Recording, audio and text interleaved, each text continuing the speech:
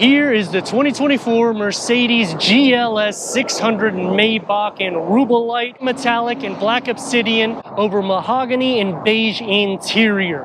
What's new this year with some pros and cons and the problem that I have with the Maybach? I'm Anthony from Hawkeye Rides. And we're going to touch bases with comparable rivals, starting with the front with LED headlights and daytime running that integrate into the enlarged grille, all chromed out with the vertical bars. And new this year is that side air pocket with the Maybach badging all chromed out. And a touch of chrome that's going to go on the lower bumper and that 3-point badge that's housed prominent on the hood. But what's special about a Maybach is not just the exquisite look on the exterior, but what's housed underneath that hood. It's a 4.0 liter V8 bi-turbo. I know, Dad. It has 550 horsepower with 538 pound-feet of torque with a 9G-tronic automatic transmission. And that's reaching 60 at 4.5 seconds, which is not going to be the fastest in class, which will be more comparable to a BMW X7 M60i, even though the price configuration would be comparable to an XB7. That would get it at 3.9 seconds. And comparing it against the Bentley, it's going to be roughly about the same. Also new this year is optioning up to these 23-inch wheels, which we have.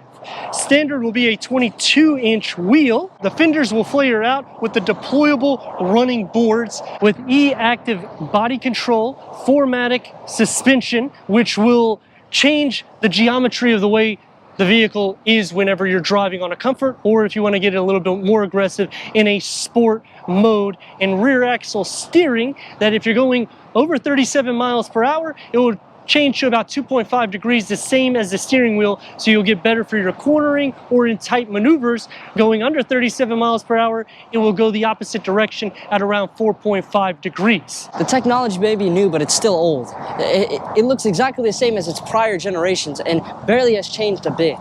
But when you're getting a Maybach, you're looking for that exquisite and extravagant look. So I think they did a good job with the wheels, boasting how large the vehicle is, and you're still able to get 14 mpgs for the city and 19 mpgs for the highway. But let's face it, when you're looking at a GLS600 and you're paying nearly 19 grand for this paint tone, the least of your worries is your MPG. And the rear receives LED taillights, and I like the lower of this better than the BMW X7. And that's going to lead me to a big problem with the Maybach. When you go into the XB7, it's going to be faster than this. You're going to have more horsepower and torque. When you go into the GLS600, opposed to the AMG 63, you're losing over 50 horsepower and nearly 100 pound-feet of torque.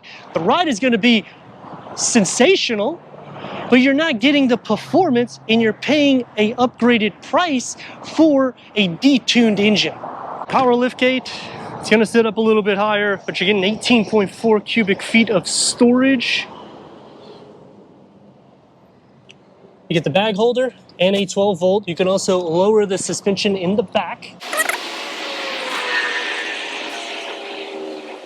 making it a little bit easier for getting in, and you'll have just a touch of storage underneath the floor with the leather wrapped all around it. We need to go inside, start up this bi-turbo V8 so you can hear that exhaust note.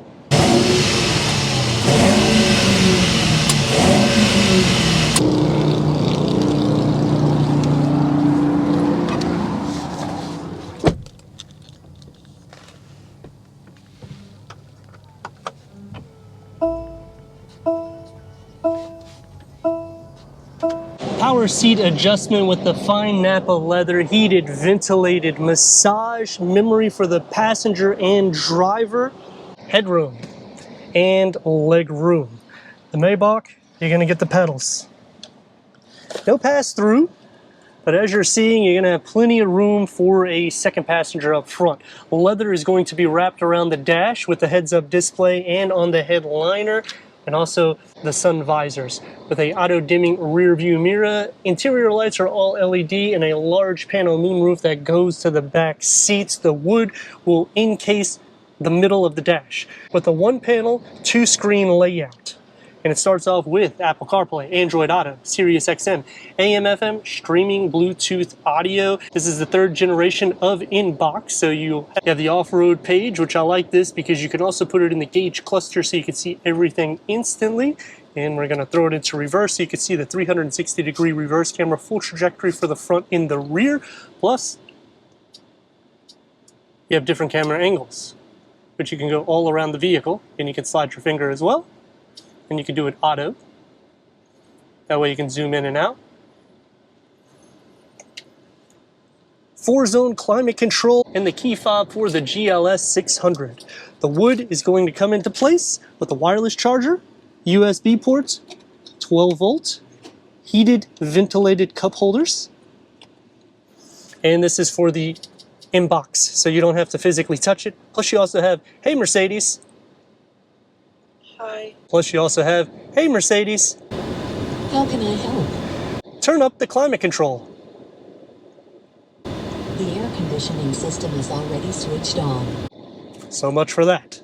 You have your driver mode select, you can turn on and off the sound system, and you can raise and lower the suspension or change the driving modes right here. Unfortunately, you will have to do a few things in order to get some of those features to work. Maybach badging on the wood, and here's to raise and lower the suspension. It's going to be soft to touch, opens up to a USB, and it's a pretty deep storage pocket. You got a little area here that you can put a smartphone. I like the ambient lighting that wraps around 64 different color combinations and that contrast stitch with the fine Napa leather steering wheel, 3-spoke, multi-function. You get the paddle shifts and the stocks. And the gauge cluster can go through an array of information for the driver, and you can change the whole layout too. So if you want to have that off-road page like I was saying, you could do so there. Simply click on here, and these are touch sensitive, so you'll just slide across. If you want the full navigation, you could do that also. Burmaster sound system that goes into the dashboard and door panel configuration. I like how the wood just circles around and the ambient lighting follows it. Soft closed doors, and it is soft everywhere where it needs to be, with leather encased everywhere, and a cup or beverage holder in the front. Headroom and legroom. Ambient lighting is going to be surrounded with the Maybach badging, storage behind both of the front seats, dual climate control, and you can obviously recline these seats on both sides. Air vents on the side. In the center here, heated ventilated cup holders, and you have the wine holders right underneath it. Area for your smartphone with a wireless charging pad, USB ports on both sides. So you're taking care of a connectivity. It's going to be soft. This opens up. It's going to be a deep storage pocket. And back here, open this wood, you have for these champagne glasses.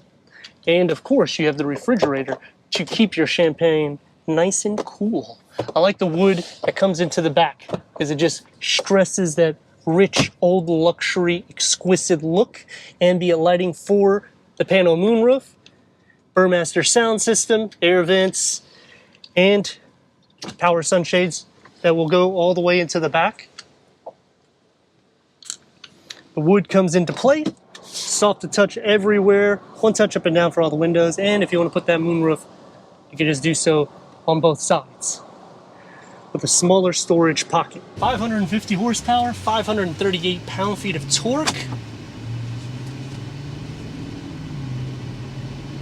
And it's very quiet.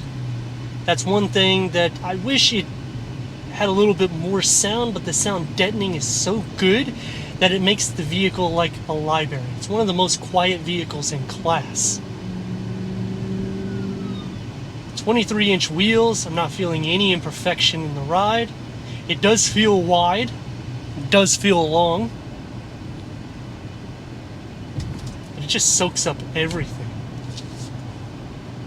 Large windows encased all around you, so safety is taken care of, and I like that I can see the 3-point badge so I know how long the hood is, because this is a very long vehicle. Red light, green light, here we go.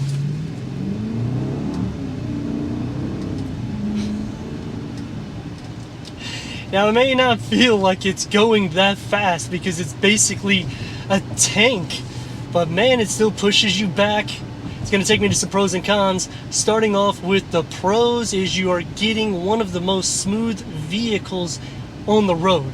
So smooth that this, I would recommend it over a Rolls-Royce and a Bentley. Not only because of pricing, but because of how luxurious it is, and yet you still have roughly the same amount of power. Interior kind of reminds me of a plane because of the way the fans and everything are situated. I like when you get the 4-seat configuration, you have the captain seats that you can recline. The 5-seat configuration does take a little bit away from this vehicle. I have a review on it, and it does transform the rear, kind of more of that everyday, whereas this is more plush and upscale. Going back to the plane thing, the suspension makes me feel like I'm about to take off because of how smooth it is. It does have a smooth transition. The 9G-tronic automatic transmission does a great job with the shift pattern and just the overall feel of the car. And that's going to take me to a problem that I have when you compare this to the BMW. If you go to the XB7, price to price, that's going to be less. It's going to be more performance oriented, but then the suspension is also going to be the same way on the BMW. Whereas these seats are more plush, you have more cushion, and you have more power seat adjustment, which takes me to another con. Similar to the BMW, you will have to go into your infotainment screen in order to change some of the configuration in the seats, which doesn't make it as user-friendly because you have to take your eyes off the road continuously to actually adjust it to make it more comfortable for you. But with all specs aside, let's rock and roll.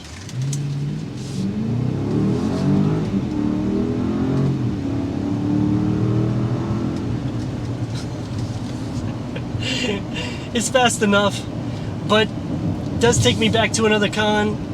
You can get the GLS AMG 63 and you're gonna have more horsepower and torque, quicker 0 to 60s, and it's the same structure as this vehicle. Now the luxury though and the sound deadening has been altered quite a bit. So when you are putting them side by side, which I have a comparison between the two, you can notice a huge difference in which this will leave a little bit more of a smile on your face for that long journey because of how quiet it is on your daily commute. Something about the car that I don't like is the fake AC vents around the car, especially right in the front with the navigation. Just it looks so weird. I think they should add the vent to make it look real instead of aesthetic. I understand how they did the aesthetics because on the driver's side it is an actual functional fan, but it would be nice to have a little bit more air throughout the interior of the cabin. And going back to the rival perspective, if you are considering Bentley and Rolls-Royce, you may want to steer this direction because you're going to have that old luxury, but it's not going to look like an airplane in the sense with buttons everywhere, because both the Bentley and the Rolls-Royce don't really clean up the center cluster as much as the Maybach. Back seat is also going to be a little bit more wide. You're going to have a little bit more storage capacity. I think you'll have a little bit more fun when you go into the GLS600. But let us know your thoughts in the comments, and if you're new to the channel, consider subscribing. Check out the next video, merchandise, website, and Instagram. Leave a comment and a like, and I'd like to thank Mercedes-Benz of Clearwater for giving us this 2024 Mercedes GLS600 Maybach for our car review.